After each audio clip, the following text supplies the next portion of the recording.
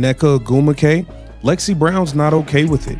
Lexie Brown took it upon herself to stand up and speak out on behalf of a lot of people who might have been afraid to. And you got Breanna Stewart talking. A ruthlessly opportunistic, savagely competitive arena of billion-dollar corporate labor battles. There comes a chilling instant when a carefully constructed alliance implodes into a disorderly, self-destructive internal feud. It's the precise second when everyday union members finally examine the numbers and understand that the wealthy power brokers speaking in their name aren't defending the group's future at all, but fiercely shielding their own financial interests. For weeks, the WNBA Players Association has strategically leveraged national media outlets, promoting a polished, tightly controlled narrative of total unity. They showcased their strike authorization results, signaling to billionaire franchise owners that the league stood ready to abandon the 2026 campaign if necessary. Yet as the disastrous March 10th expiration date looms closer, the calculated pressure campaign executed by ownership has fractured the union's core, and locker rooms across the league are now splintering from within. The everyday players, those depending strictly on league minimum contracts to pay their bills, are openly revolting against leadership they believe is driven by ambition, pride, and a dangerous misreading of financial reality. This is where the unraveling begins. We're about to uncover the explosive uprising associated with Lexie Brown, the extraordinary ethical controversy tied to Breanna Stewart, and the stark economic force surrounding Caitlin Clark that veteran power figures are scrambling to control. To grasp the full intensity of the anxiety and resentment surging through the WNBA, you must identify the spark that ignites rebellion inside any corporate hierarchy. When working professionals sense they're being led toward financial disaster by detached executives, one person inevitably steps forward to challenge the narrative. Within the WNBA, that figure has become seasoned guard Lexie Brown. She embodies the backbone of the league's labor force. She isn't earning generational wealth. She doesn't hold an international signature sneaker contract with Nike. She's a skilled, disciplined competitor bound to an outdated, restrictive agreement, focused on stabilizing her earnings before her prime years disappear. Pay attention to the stark impact of Lexie Brown's outspoken stance and how her remarks dismantled the union's central bargaining posture by revealing what many now view as profound leadership miscalculation. Own players that it's representing. Lexie Brown is not happy with the moves that Breanna Stewart has been pulling. Napheesa Collier and Nneka Ogwumike. Lexie Brown's not okay with it. Lexie Brown has made it unmistakably clear that she is deeply dissatisfied with the direction being driven by Breanna Stewart, Napheesa Collier, and Nneka Ogwumike, and she deliberately chose to voice that discontent in a way ownership could not ignore.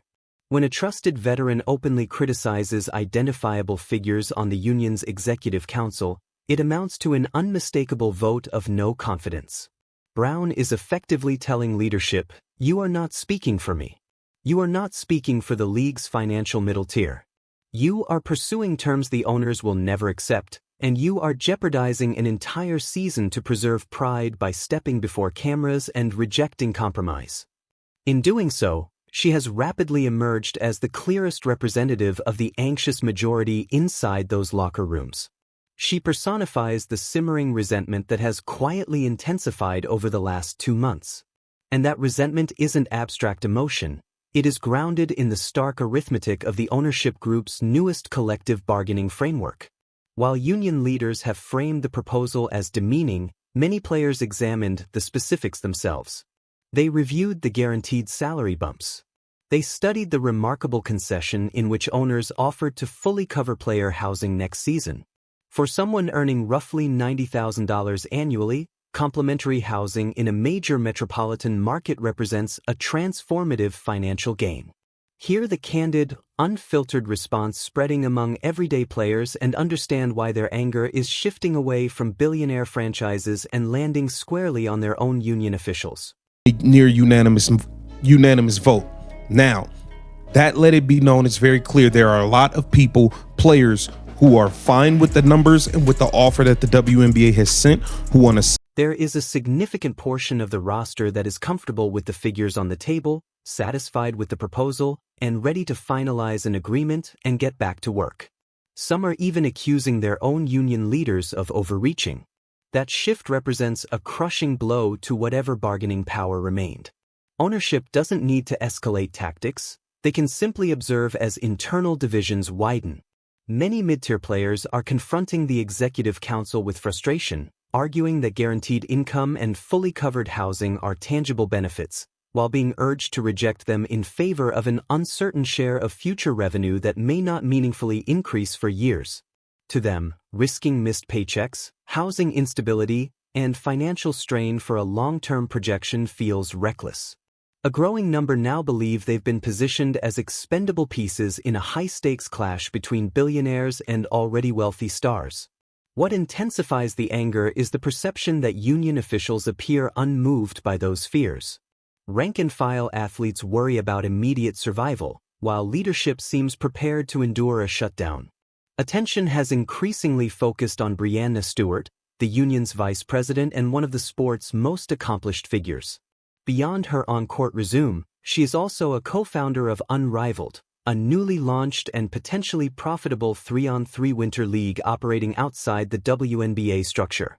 Critics argue that this dual role creates an undeniable conflict, as a senior union official simultaneously has ties to an alternative platform within the same professional landscape. When Stewart addresses the looming March 10th deadline that has many players deeply anxious, her measured tone is interpreted by some as confidence and by others as detachment, further fueling the widening divide within the locker rooms. This is what she was quoted as saying. "I don't know," Stewart told Fox Digital after a long, thoughtful pause. "I don't know if a deal gets done by March 10th. Part of me wants to say yes, but part of me is like, negotiations have been really slow going back and forth. There needs to be some serious movement within the next week, literally." I honestly can't say whether an agreement will be finalized by March 10th. Talks have moved at a crawl. Sit with the weight of that deliberate hesitation. Breanna Stewart can respond with uncertainty because she is shielded from the fallout if the WNBA ultimately pulls the plug on 2026. A cancelled schedule would not jeopardize her stability. She could redirect her energy to Unrivaled, continue collecting substantial endorsement income, and maintain her standard of living without interruption. Engaging in a prolonged standoff with ownership carries limited personal downside for her. For players like Lexie Brown, however, there is no comparable safety net, no alternative league to soften the blow, no signature sneaker royalties to offset lost paychecks. If the season disappears, so does their primary source of income. Many middle-tier athletes are watching their union's vice president speak calmly about the looming deadline while understanding that a failure to compromise could directly endanger their financial security. They believe leadership is asking them to risk everything in pursuit of a revenue-sharing formula they view as unrealistic. At the center of the conflict is a technical but crucial disagreement the broader sports media rarely clarifies. Headlines simplify it to players seeking 26% and owners resisting, yet the real battle concerns how revenue is legally defined. Union officials are pressing for 26% of overall top-line gross revenue, while ownership insists on calculations tied to the established framework of shared basketball income, two vastly different accounting foundations with dramatically different financial outcomes. Clarifies. Headlines simplify it to players seeking 26% and owners resisting, yet the real battle concerns how revenue is legally defined.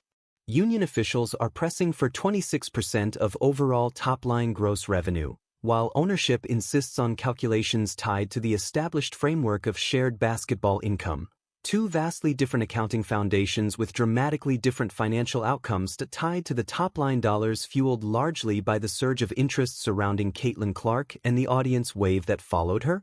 Share your sharpest, most candid perspective in the comments. If you're looking for hard analysis on the real money, the real leverage plays, and the ruthless power dynamics that shape professional sports, make sure you subscribe, hit the like button, and activate notifications so you don't miss the next deep examination. This channel skips the recycled headlines and surface-level spin. We break down negotiating power. We track internal fractures inside player associations. And we unpack the unforgiving financial formulas operating behind every polished press conference. I'll catch you in the next detailed report. From a purely financial standpoint, it is highly unlikely any ownership consortium would ratify a contract surrendering a fixed share of unadjusted gross receipts. Layered onto this standoff is the complicated dynamic surrounding Caitlin Clark, whose arrival coincided with surging ratings, sponsorship momentum, and a multi-billion-dollar media rights agreement reportedly valued around $2.2 billion.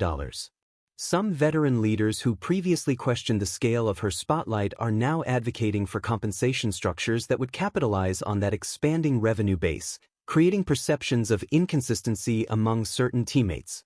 Meanwhile, players such as Lexie Brown appear more focused on immediate guarantees like stable salaries and housing provisions. Regarding Breanna Stewart and her co-founding role with Unrivaled, reasonable observers can debate whether that dual position introduces a conflict, but formal disqualification would depend on governance rules and disclosure standards within the union itself. Ultimately, this dispute reflects a classic labor tension between maximizing long-term revenue participation and securing short-term financial certainty, with both strategic risk and economic sustainability at the center of the argument.